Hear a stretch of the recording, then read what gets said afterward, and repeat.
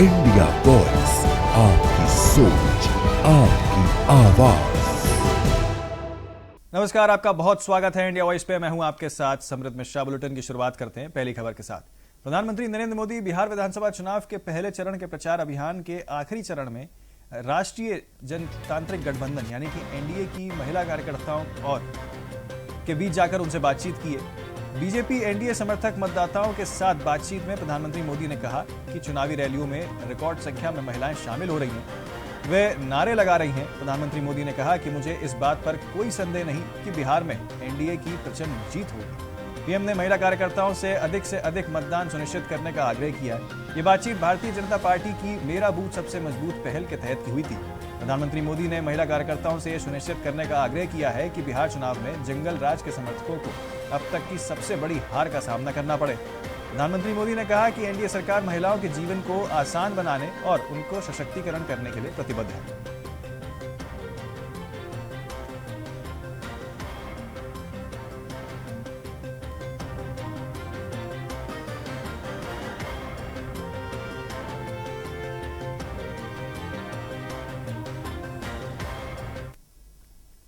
तो छत्तीसगढ़ के बिलासपुर में लाल खदान के पास बड़ा रेल हादसा हुआ है।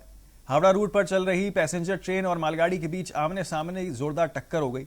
हादसे के बाद मौके पर अफरा तफरी मच गई है। ट्रेन के कई डब्बे पटरी से उतरने के कारण यात्रियों में दहशत फैल गई है। मिली जानकारी के मुताबिक कई लोगों के मरने की भी खबरें सामने आ रही हैं। रेलवे प्रशासन ने तुरंत रेस्क्यू टीम और मेडिकल यूनिट को मौके पर भेजा। स्थानीय प्रशासन भी सहायता के लिए पहुंच चुका है। आपको बता दें, हादसे में प्रभावित लोगों के लिए मुआवजे का ऐलान यहां पर कर दिया गया है, जिसमें मृतकों के परिजनों को 10 लाख रुपए, गंभीर रूप से घायल यात्रियों को 5 लाख और सामान्य रूप से घायल यात्रियों को 1 लाख सहायता राशि प्रदान करने की बात यहां पर कही गई। इस हादसे में 6 लोगों की मौत होने की खबर जो है वो फिलहाल सामने निकल के आ रही है। वहीं 12 से ज्यादा यात्रियों के घायल होने की भी खबर सामने निकल के आ रही है। मृतकों की संख्या भी बढ़ सकती है, ये खबरें भी फिलहाल सामने निकल कर आ रही है।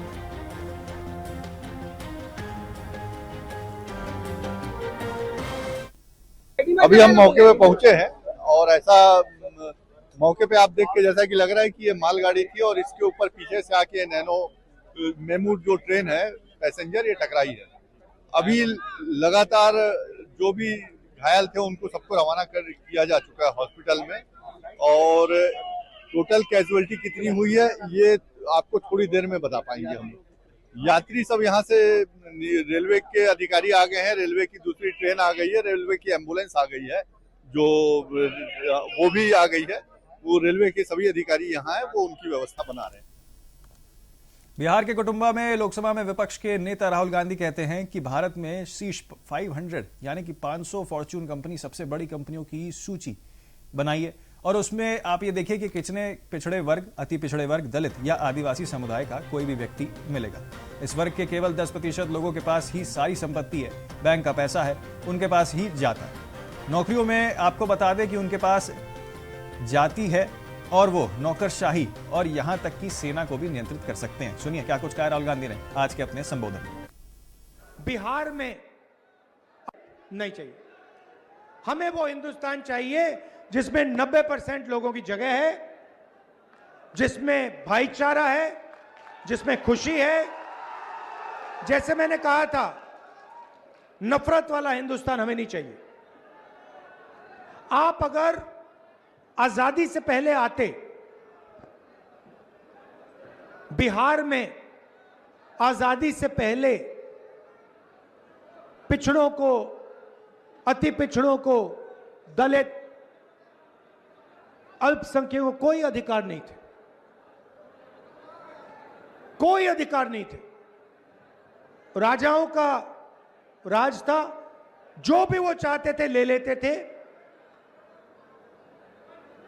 अति पिछड़ों के लिए, दलितों के लिए, पिछड़ों के लिए, इन सब के लिए लड़ा कौन? कांग्रेस पार्टी लड़ी। और क्या किया? आपके साथ मिलकर हमने ये संविधान लागू किया। ये अंबेडकर जी का संविधान है, ये कोई मामूली चीज नहीं है। इसमें अंबेडकर जी की सोच है, गांधी जी की सोच है, सरदार पटेल, जवाहरलाल नेहरू, सुभाष चंद्र बोस, इन सब की सोच है। नहीं चाहिए। तो देश के 12 राज्यों में आज से मतदाता सूची के गहन पुनरीक्षण यानी कि एसआईआर का काम शुरू हो गया है। इसे लेकर बंगाल राजनीतिक बयानबाजी जो है वो भी अपने चरम पर देखने को मिल रही है। राज्य में सत्ताधारी पार्टी टीएमसी इसका जहां विरोध कर रही है, तो वहीं विपक्षी भाजपा ने दावा किया है कि अवैध घुसपैठियों को मतदाता सूची में शामिल करने के लिए बंगाल की डेमोग्राफी यानी कि जनसंख्या को बदला जा रहा है। एसआईआर के विरोध में सीएम ममता बनर्जी ने मोर्चा खोल दिया है। इसमें आरोप लगाया गया है कि भाजपा बंगाली प्रवासियों को बांग्लादेशी बताकर बंगाल से उनके बाहर निकालकर झूठी खबर फैला रही है। उन्होंने यह भी आरोप लगाया कि भाजपा मतदाता सूची के विशेष गहन पुनरीक्षण के जरिए बंगाल में मतदाताओं को डराने की कोशिश कर रही है। ममता बनर्जी ने कहा कि भाजपा वोटों के दम पर नहीं बल्कि नोटों के दम पर चुनाव जीतना चाहती है। एसआईआर के विरोध में निकाली गई रैली में बोलते हुए सीएम ममता बनर्जी ने केंद्र को चेतावनी भी दी है। उन्होंने कहा कि अगर बंगाल में मतदाता सूची से एक भी योग्य मतदाता का नाम हटाया गया तो हम भाजपा सरकार पर पतन सुनिश्चित करेंगे। सुनिए। छठी मैया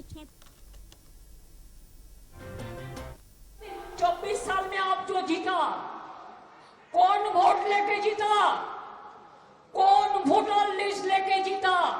बीजेपी सरकार। अगर ये लिस्ट झूठा है तो आपका सरकार भी झूठा है।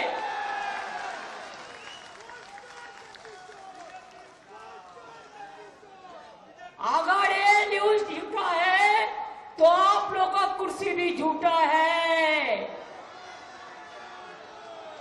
करते लूट बोलते झूठ, करते लूट बोलते झूठ।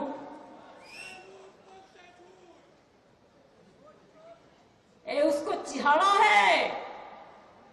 हर साल में कुछ ना कुछ करके दिखाना है भाई। क्या दिखाना है?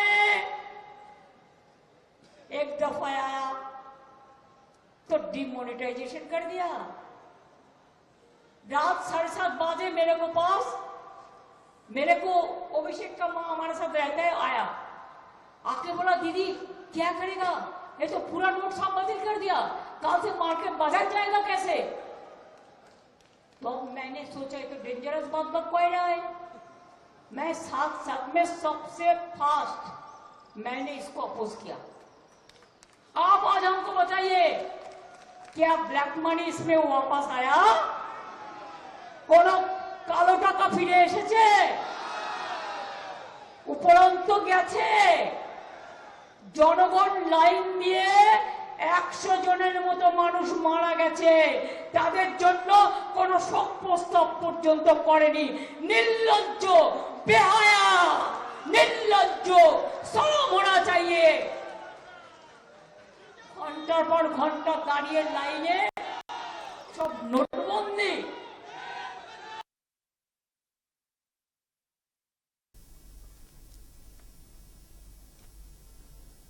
तो वाराणसी की देव दीपावली देखने के लिए देश विदेश से श्रद्धालु काशी पहुंच रहे हैं। काशी के घाटों पर तैयारियां युद्ध स्तर पर चल रही हैं। जिला प्रशासन की ओर से 20 लाख दिए जलाने का लक्ष्य यहां पर रखा गया। आपको बता दें इसी के अलावा लगभग 15 लाख पर्यटक आने की उम्मीद जताई जा रही है। सुरक्षा व्यवस्था की बात की जाए तो थल और नभ से निगरानी यहां पर लगातार की जा रही है। वाराणसी के गंगा घाटों से लगातार गंगा के उस पार रेत तक भी दिए जलाए जाएंगे। ललिता घाट से ठीक सामने रेत पर ग्रीन आतिशबाजी का भी आयोजन किया जाएगा और चेत सिंह घाट पर लेजर शो का आयोजन यहां पर किया जाएगा। लेजर शो के जरिए काशी और देवी देवताओं के बारे में दिखाया जाएगा। देव दीपावली के दिन काशी दुल्हन की तरह सजाई जाएगी। और आपको बता दें कि देश विदेश से श्रद्धालु जो काशी आते हैं वे अपने मोबाइल कैमरे में इसे कैद कर भी ले जाते हैं, जो कि एक अद्भुत छटा रहती है। बनारस में देव दीपावली देखने के लिए तमाम जब पर्यटक आते हैं तो वो बनारस के घाटों को जरूर देखते हैं और शायद यही वजह है कि माँ गंगा के आंचल में सवार होकर आप बनारस के घाटों को देख पाएंगे। तमाम जो पर्यटक है देखिए देश से अलग अलग जगहों से ये तमाम लोग पहुंचे हैं। कोई बिहार से, कोई झारखंड से, कोई तेलंगाना से है, कोई मुंबई से है, तो कोई बेंगलोर से भी है, कोई सूरत से है। अलग अलग जगहों से यहाँ पर पर्यटक पहुंचे हैं बनारस की देव दीपावली देखने के लिए। बनारस के घाट को देखने के लिए ये तमाम लोग माँ गंगा के आंचल में सवार होकर घाटों को देख रहे हैं और देव दीपावली की छटा देखने के लिए, निहारने के लिए ये लोग यहाँ पर पहुंचे हुए हैं। कुछ लोग हैं मुंबई से आए हुए हैं, उनसे हम बातचीत करेंगे और बातचीत करने की कोशिश करेंगे कि बनारस में देव दीपावली देखने के लिए आप लोग आए हुए हैं, कैसा लग रहा है, क्या तैयारियां आपको अभी तक दिखी, किस तरह की दिक्कतें परेशानी हुई या फिर सब कुछ अच्छा रहा? नहीं, कोई दिक्कतें परेशानी नहीं हुई है, सब कुछ अच्छा रहा है। दिख रहा है, उत्साह दिख रहा है। आप देखिए लोगों में उत्साह कितना अच्छा है और काफ़ी अच्छा प्रबंध मतलब अरेंजमेंट है, काफ़ी अच्छी चीज़ें हो रही है और लोग आ रहे हैं यही चीज़ उत्साह मनाने के लिए। हम मुंबई से आए हैं। हाँ, पहली बार देखने के लिए आए या इससे पहले भी कभी आए? नहीं इससे पहले तो हम नहीं आए, हम पहली बार आए हैं, इससे पहले हम नहीं आए हैं। हाँ, आप बताइए, आप भी मुंबई से? मैं मुंबई से आया हूँ। बहुत अच्छा पर्व है, देव दीपावली का पर्व है। सारे देवी देवता इस समय धरती पे उतरेंगे और ऐसा माना जाता है, यहाँ की मान्यता है कि आप इस समय यहाँ पे गंगा जी का जो दर्शन करेंगे उससे आपको बहुत अच्छा लाभ प्राप्त होता है और भोले बाबा का दर्शन करेंगे। वो हिसाब से हम दर्शन करने और फिर यहाँ पे देव दीपावली का पर्व मनाने आए हैं। प्रशासन की व्यवस्था बहुत अच्छी है, योगी जी मोदी जी ने बहुत अच्छी व्यवस्था करके रखी है और प्रशासन इतना बढ़िया है, सारे बंदोबस्त एकदम बढ़िया है, साफ सफाई बहुत बढ़िया है, शहर का सुंदरीकरण बहुत अच्छा हो रहा है, उसे देख के बहुत खुशी हो रही है और तो बहुत अच्छा चल रहा है। बिल्कुल, हमारे पीछे आप देख पा रहे हैं ये साइबेरियन पक्षी हैं, ये भी देव दीपावली देखने के लिए काशी पहुंची हैं। देखिए तमाम जो यहाँ पर पर्यटक हैं उनके साथ अटखेलियां खेलती हुई नजर आ रही हैं।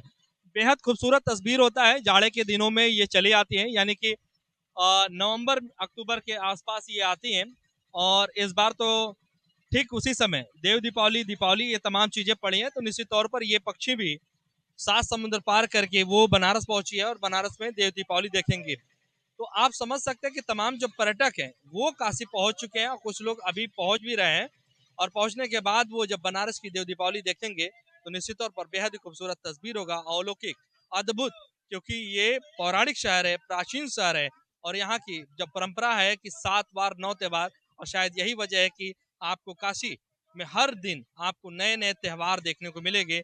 हर गली हर मोहल्ले में जब आप जाएंगे तो हर हर महादेव के उद्घोष के साथ लोग दिखाई देंगे और शायद जब देव दीपावली की तस्वीर होगी तो बेहद खूबसूरत होगी और देश दुनिया देखने के लिए तमाम लोग यहाँ पर पहुंच चुके हैं। वाराणसी में देव दीपावली की तैयारियां अंतिम चरण में चल रही है। हमारी मौजूदगी जो है वो बनारस के दशाश्वमेध घाट पर है। आप तस्वीरों में देखिए, ये वही दशाश्वमेध घाट है जहाँ पर विश्व विख्यात गंगा आरती होती है। खास बात तो ये है कि जब देव दीपावली पर यहाँ पर गंगा पूजैया होता है और साल में एक बार कार्तिक पूर्णिमा के दिन गंगा पूजैया होता है और उस दिन की तस्वीर बेहद खूबसूरत होती है। देश और दुनिया से तमाम जो मेहमान हैं वो काशी पहुंचते हैं और गंगा आरती के साथ साथ बनारस की देव दीपावली देखने के लिए। लगभग इस बार प्रशासन की तरफ से 20 लाख से अधिक दिए जलाने का लक्ष्य रखा गया है। बनारस के 84 घाट हो, बनारस के कुंड तालाब हो, इसके अलावा जो वरुणा और अस्सी नदी है उन तमाम जगहों पर दिए जलाने का लक्ष्य रखा गया है। पूरी तैयारियां युद्ध स्तर पर चल रही है। आप तस्वीरों में देख पा रहे होंगे ये नाव है, नाव की बुकिंग हो चुकी है। गंगा में डिवाइडर लगाए जाएंगे जेटी के जरिए और दाहिने ओर चलने की सलाह दी गई है। तमाम माझी समाज के जो कमेटी है उनके साथ प्रशासन की बैठक हो चुकी है। खास बात यह है कि जो साइबेरियन पक्षी है वो इस बार देव दीपावली से पहले ही आ चुकी हैं और देव दीपावली देखने के लिए भी ये भी पहुंची हैं। तो सोचिए जरा से 7 समुंदर पार वो पक्षी जो काशी पहुंची हैं और बनारस की देव दीपावली देखने के लिए। बेहद ही खूबसूरत तस्वीर होता है जब गंगा में अटखेलियां लगाते हुए लोग नाव पर सवार होते हैं और उसी बीच रात में साइबेरियन पक्षी भी आसपास अगल बगल दिखती हुई नजर आती हैं और लोग उसे अपने मोबाइल कैमरे में कैद करते हैं। निश्चित तौर पर वो तस्वीर बेहद खूबसूरत होती है और हम एक बार आपको पुनः दिखाने की कोशिश करेंगे कि ये दशाश्वमेध घाट जो है तैयारियां चल रही है। देखिए फूल मालाएं लग चुकी हैं, जो लतर है झालर है वो लग चुका है, पेंटिंग वगैरह का पहले ही से काम कर लिया गया है। उसके अलावा जो अमर जवान, ये आप देख पा रहे कि यहाँ पर एक स्टेचू बनाया गया है और ये अमर जवान शहीद जो हुए हैं उनके श्रद्धांजलि के लिए ये लगाया गया है और यहाँ पर तीनों जवानों के जो आला अधिकारी हैं वो पहुंचेंगे और उन्हें जो वीर जवान शहीद हुए हैं उन्हें शौर्य सम्मान से सम्मानित भी किया जाता है गंगा सेवा निधि की तरफ से। तो निश्चित तौर पर बनारस की तस्वीर बेहद खूबसूरत है और तमाम जो पर्यटक है वो लगातार काशी आ रहे हैं और बनारस की जो तस्वीर है वो खूबसूरत होती जा रही है। कल देव दीपावली है और उस देव दीपावली को देखने के लिए लगभग 15 लाख इस बार पर्यटक आने की उम्मीद जताई गई है। पर्यटन विभाग की तरफ से ये लगातार ये कहा जा रहा है कि तमाम जो पर्यटक इस बार की संख्या बढ़ी है और इस बार जो है वो व्यापार में भी इजाफा हुआ है, यानी कि बनारस के कारोबार में।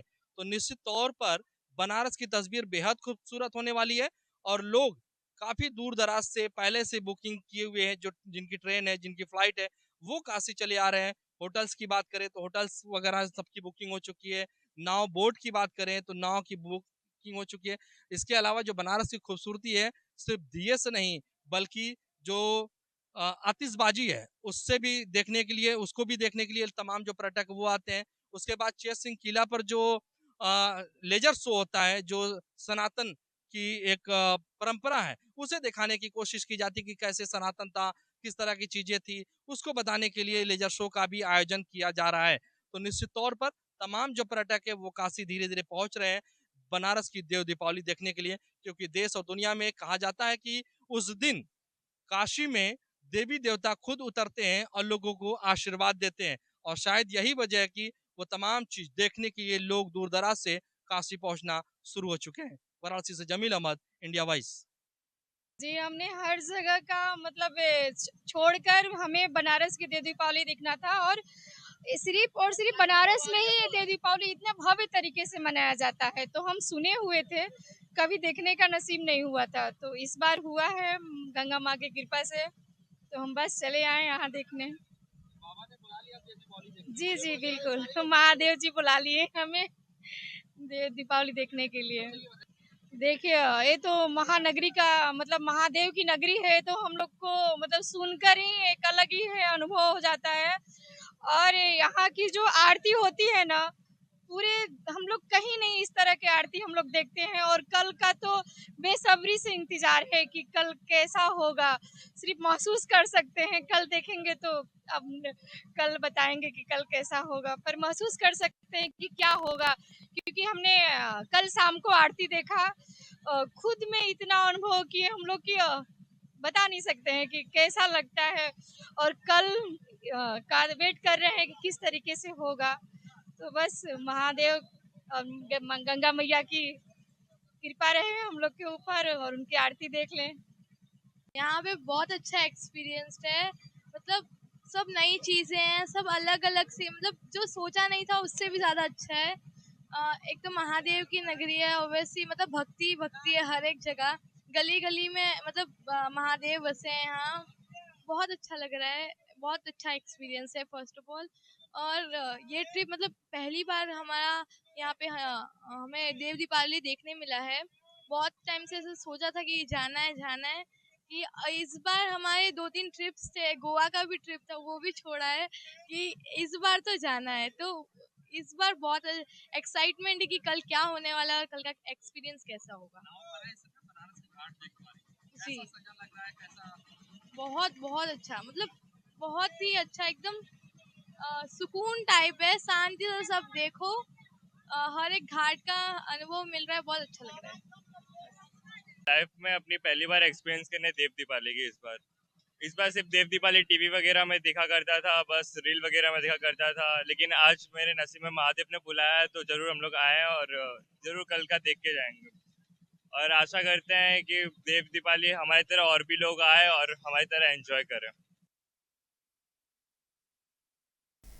तो अंबाला में वंदे मातरम की रचना के 150 वर्ष पूरे होने के उपलक्ष्य में आपको बता दें एक भव्य कार्यक्रम का आयोजन किया जा रहा है। इस समारोह में हरियाणा के मुख्यमंत्री नायब सिंह सैनी मुख्य अतिथि के रूप में शामिल होंगे।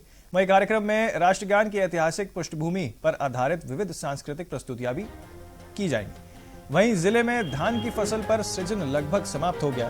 मंडियों में अब तक तकरीबन 5.65 लाख मीट्रिक टन फसल की आवक दर्ज की जा चुकी है। खराब मौसम के कारण कुछ किसानों की फसल को नुकसान जरूर पहुंचा है, जिसके लिए मुआवजे की प्रक्रिया भी पूरी कर ली गई। प्रशासन का कहना है कि किसानों को इस महीने के भीतर मुआवजा मिल जाएगा। इसके साथ ही पराली प्रबंधन को लेकर भी जिला प्रशासन ने इस बार विशेष प्रयास किए। माननीय मुख्यमंत्री जी अंबाला आएगी, एक महोत्सव हम मना रहे हैं जो वंदे मातरम जो हमारा सॉन्ग है, नेशनल सॉन्ग है, उसके 150 साल पूरे हो रहे हैं। ये जैसा माना जाता है बंकिम चंद्र चटर्जी जिन्होंने ये सॉन्ग को लिखा था, तो उन्होंने 7 नवंबर 1976 को पहली बार ये सॉन्ग लिखा था, तो उसी को हम कमेमोरेट कर रहे हैं। तो 7 नवंबर को फ्राइडे को यहाँ पे प्रोग्राम होगा, तो आप सभी साथी आए कवरेज करने के लिए, और साथ ही आपके माध्यम से सभी अंबाला वासियों से मेरा अनुरोध है कि कार्यक्रम देखने आए। अभी उसकी हम पूरी योजना बना रहे हैं, जल्दी कल तक हम सारी डिटेल आपको उसके बारे में दे देंगे, वेन्यू एंड टाइम एंड तो जस्ट आपके जो ये अपॉर्चुनिटी में ले रहा था। इसके अलावा मैं जो बाकी जो मुद्दे हैं फिर उसी पे आ जाए मुद्दों के ऊपर मैं बता देता हूँ, ठीक है। पैडी प्रोक्योरमेंट से रिलेटेड जैसे आपको पता है कि अभी पैडी का प्रोक्योरमेंट सीजन जस्ट खत्म ही होने वाला है। इनफैक्ट अब तो डेली जो इनकमिंग फसल है काफ़ी कम हो गई है। 5.65 लाख मैट्रिक टन पैडी की अराइवल हमारी मंडी में हुई है, जो पिछले साल 6.06 लाख मैट्रिक टन था, उससे लगभग 10% कम है। उसकी एक वजह ये भी है कि हमारे यहाँ पे जो बारिश आई थी, काफ़ी तेज़ जो बारिश आई थी और उससे जो बाढ़ वाले हालत बने थे उससे कुछ खराबी भी हुई है।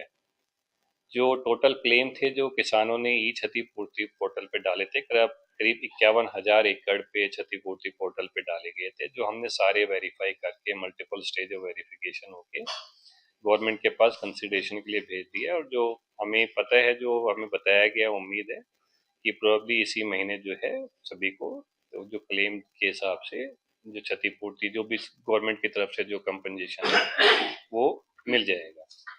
साथ ही मैं आपको बताना चाहूँगा कि जो पराली प्रबंधन के जो हमारे अरेंजमेंट्स थे इन C2 एंड XC2 वो भी काफ़ी हद तक सफल रहे हैं और जो फार्म फायर है उसमें काफ़ी।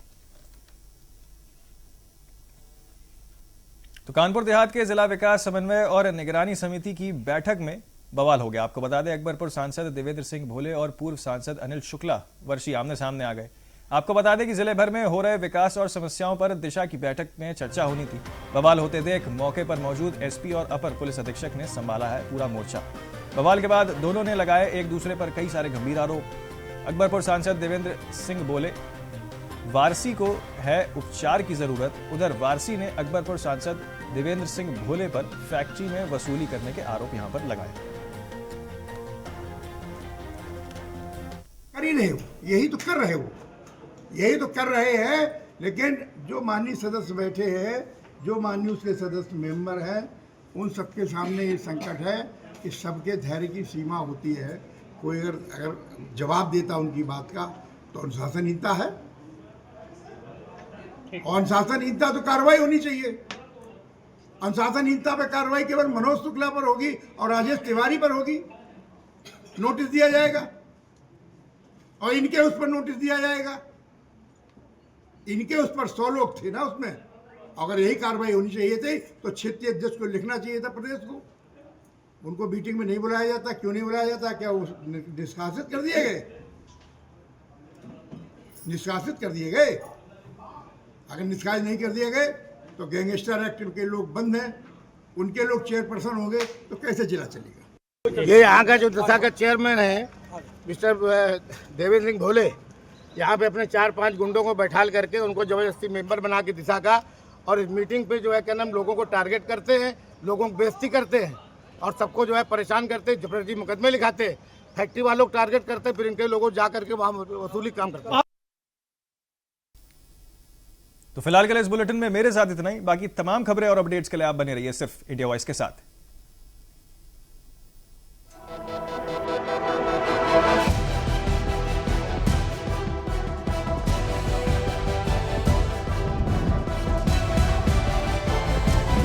इंडिया वॉइस, आपकी सोच, आपकी आवाज।